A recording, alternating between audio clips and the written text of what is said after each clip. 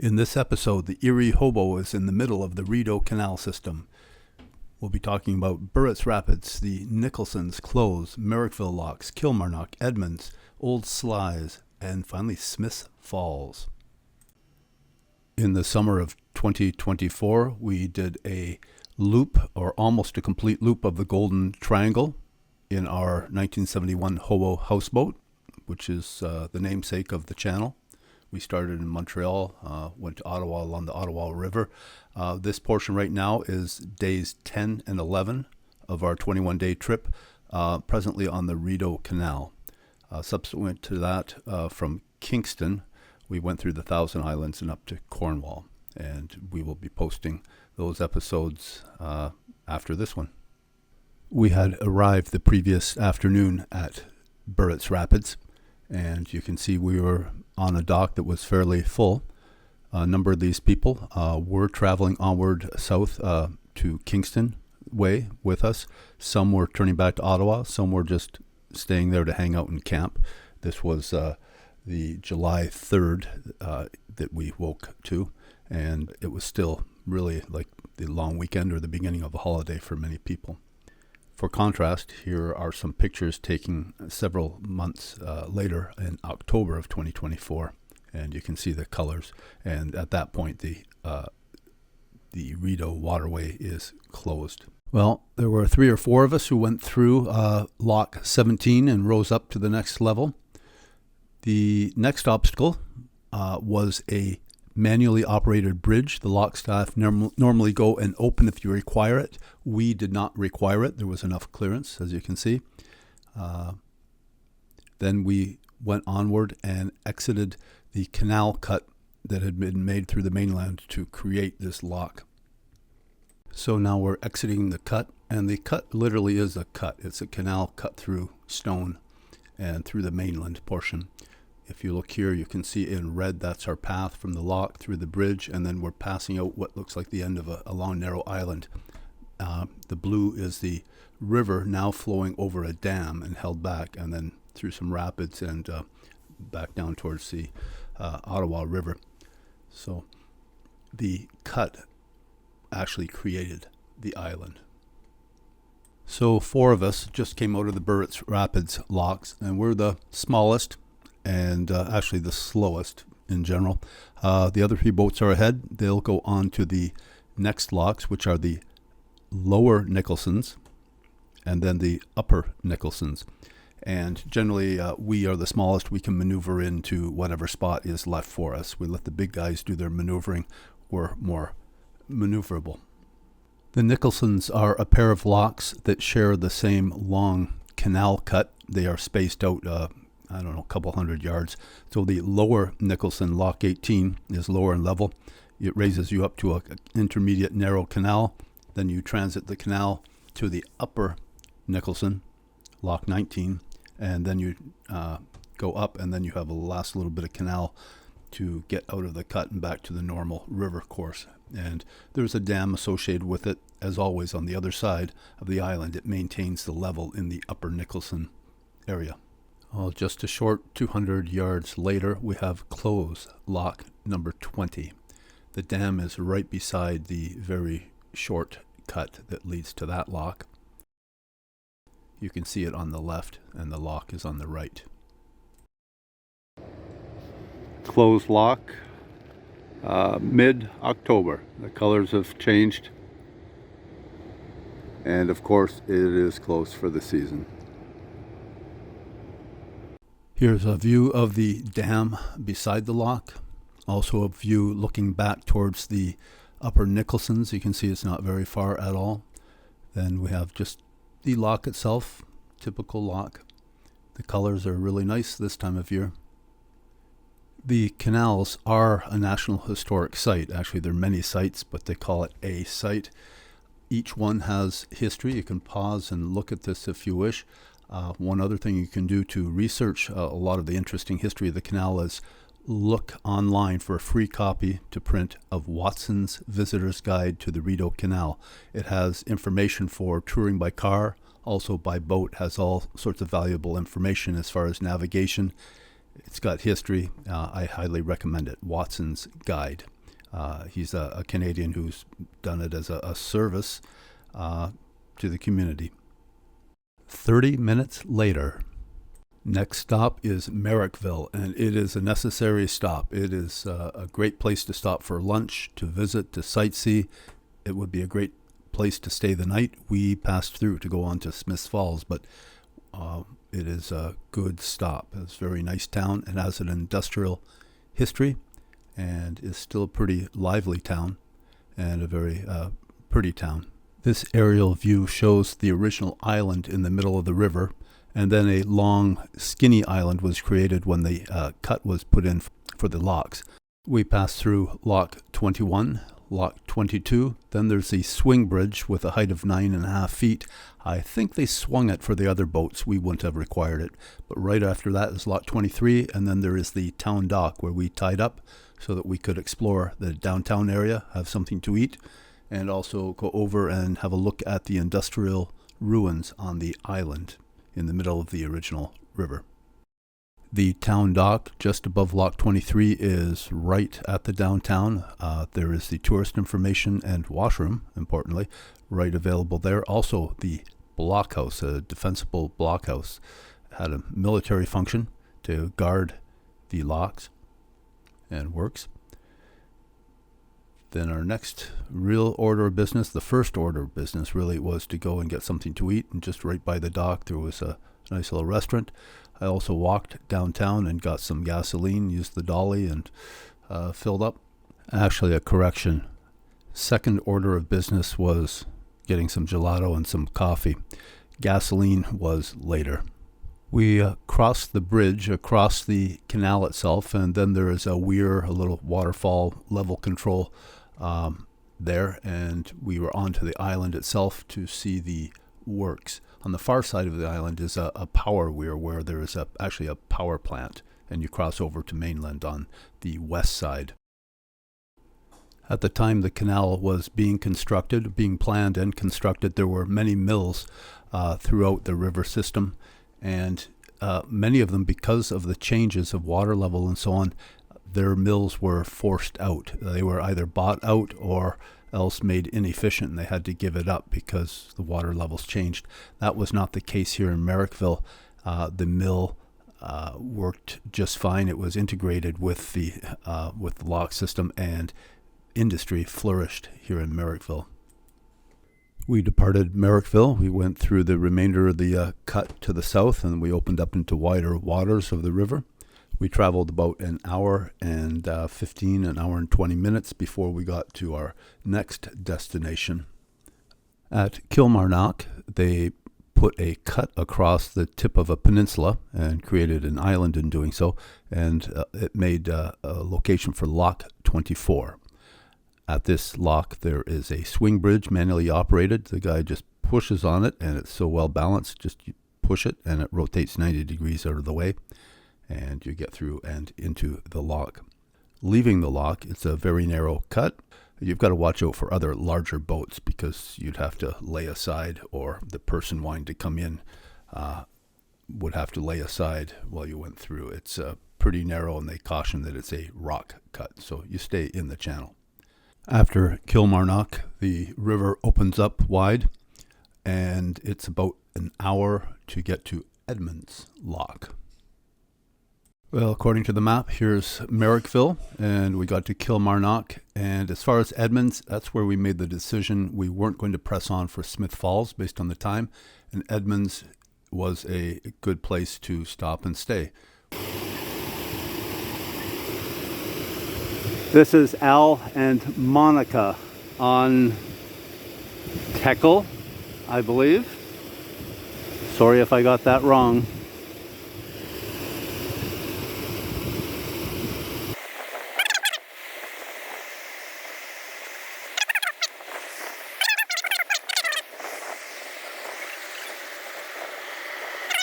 Actually, video live.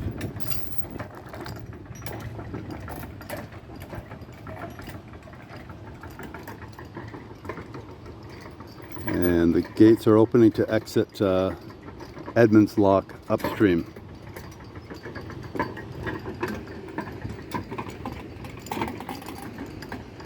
Do the gates drag along the bottom? Do the gates drag along the bottom or pretty well suspended? With that bar. Okay, cool. Okay. And there Al and Monica are exiting.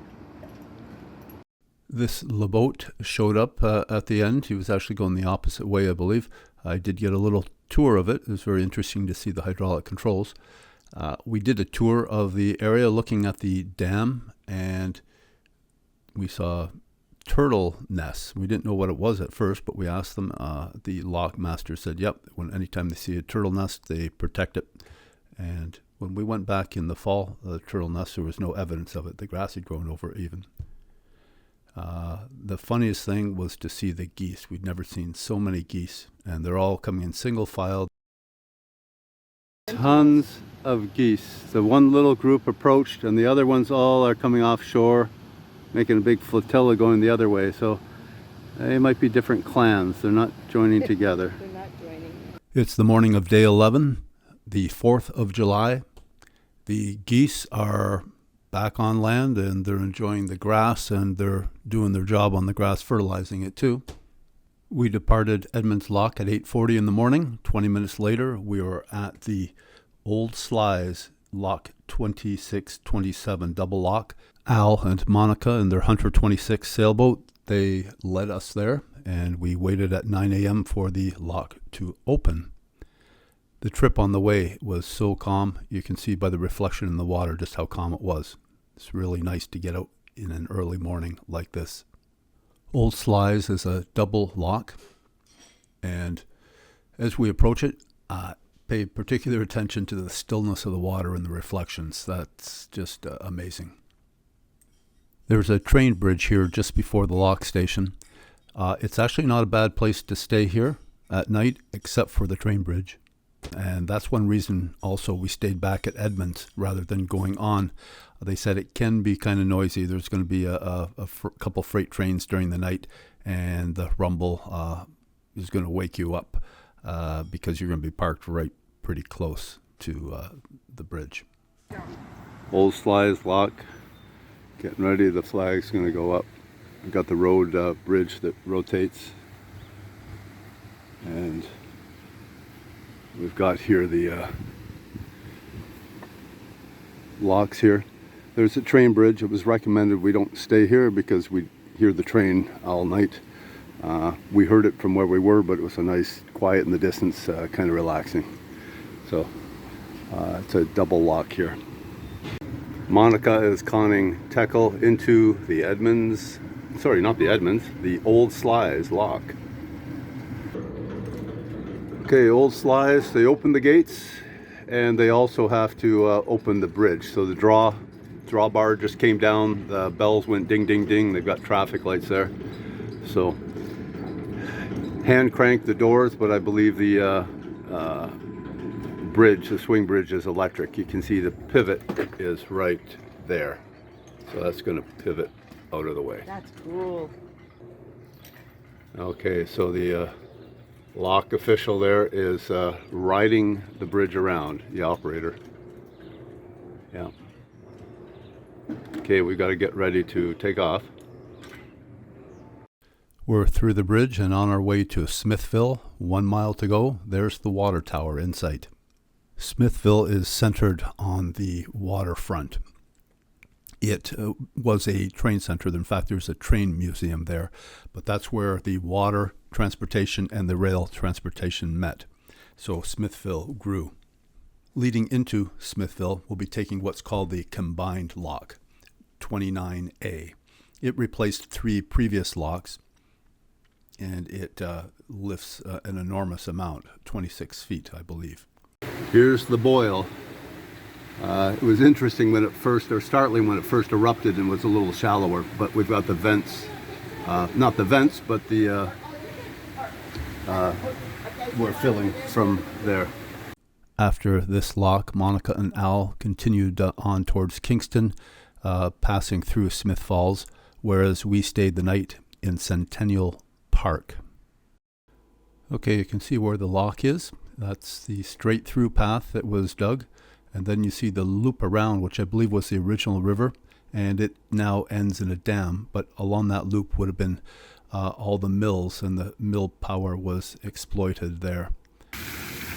This is Smithville above the detached lock, so we're in the middle of town, closer to the downtown. We would go down there, they're the other set of locks, but this is the lock island. There's a water tower through there.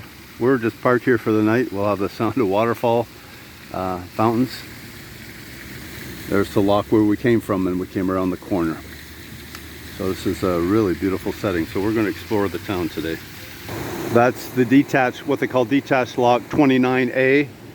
That modern lock with electronic hydraulic controls replaces this old lock 28, 29 here, which has been permanently dammed up. So it's no longer in use. That was 1974. We toured the combined lock, the new lock from the shore here, read about it. We could see a boat coming up. It's about halfway up. But then we look at the outside of the gate and we realize 26 feet is a long way up. You don't realize that as much when you're in the lock, believe it or not. We're facing, I believe we're facing westish. I may be wrong. This is Riverside Drive. The locks are up that way. We walked along in front of some private property. There's a boat operation there as well. We're in this Riverside Park. This is the channel we came in from. Up there, there's a flag way in the distance. That's old Slys lock, and we're heading to a museum down towards the end of this park. This is all wartime housing. It was built after the Second World War.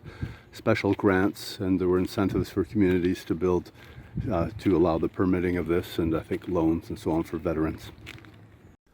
After a couple hours at the community museum, and after we stopped at a store or two, we came back to the park, and we noted that we had a neighbor now, a large cruiser behind us. We didn't see much of them. They had met with family or friends and were out for dinner and for the evening. In the distance here is a swimming area. It's not a beach. It's a steep wall, and it's over 6 feet deep when you jump off. But all the kids are swimming there. It's buoyed off for swimming. No lifeguard, but it's a great place for a swim. But I don't know. So this fellow already backed into one spot with a lot of comes and goes, back and forth, and zigs and zags. Now he's going back. I think he's just practicing or something, but you can see he's going to do a 45-degree angle approach now. Before he went in on a 90, and there's, I guess, a bit of current here. The significant thing seems the significant thing is the wind. So now he's just dancing around. I really don't know what he's doing. He comes out, he's just looking around a lot. He's got the captain's hat and the captain's shirt, so I'm thinking maybe he works for the boat and he's just practicing, or is he demoing for somebody? I really don't know. So no pressure, guy, but you're being filmed. So now he's lining up on another spot. So before he was trying to go right immediately adjacent to the one on the left. And this, what he's driving, is one of the bigger ones. The one on the left you see has just one window, forward cabin window. These other ones have double, so they're extra, like an extra 6 foot long or so, maybe. So this is one of the extra biggies. Yeah, you can see there's a fair bit of drift. I can't tell how much is drift and how much is the thrusters, because they've got fore and aft thrusters. I was on the bridge of one. They just showed me how there was a toggle, and you could go bow, left, right, and then left, right for thruster, rear thruster, and you could also toggle it and rotate the button also, like when you pushed it. So no forward back motion on the thruster, so that was with the shift lever. And if you needed extra juice on the thrusters, there was an override on the throttle quadrant where you pressed a button, and it without having it in gear allowed you to advance the engine RPM, so you got more hydraulic flow to the propeller drivers. So it's all hydraulic. There's one diesel motor controls the whole thing. So there, he's going pretty good, yeah. He's square. They've got one person at the stern, and evidently at the stern they also have the thrusters available to them. After supper, we went to the south side of the pool opposite our boat and checked out the boats, took pictures of ours, and we had planned to go shopping. The Carver 370 is 37 feet. We're in the HOBO 18 feet, so that's more than twice our length. That's who we're with. We're on this side of the river. It's boat docking. And it's interesting how they all stern tie, but I don't see evidence of them having dropped an anchor. And I don't see the stern lines taut, so maybe they have dropped an anchor. I just can't see it from this angle. We got a few grocery supplies and treated ourselves to some ice cream and headed back. It was just getting a little bit dusky. And to our surprise, the fountains were changing colors. Here's from the deck of our HOBO, the fountains, the lights at Centennial Park. Our neighbors behind us, and everything across the harbor. In the park here tonight, they're playing Kung Fu Panda 4 on a big screen. The mosquitoes are kind of thick. It's a very nice spot here. That's all for episode 5. In our next episode 6, we'll be visiting the town of Perth. We'll also be getting into the Big Rideau and end up in Westport. Check out the other videos in this series on the Golden Triangle, past trips such as Florida, the St. Johns River, the Trent Severn Canal, and others. Consider subscribing if you like this kind of content, and we'll catch you next time. I'll try and get working on the next episode shortly.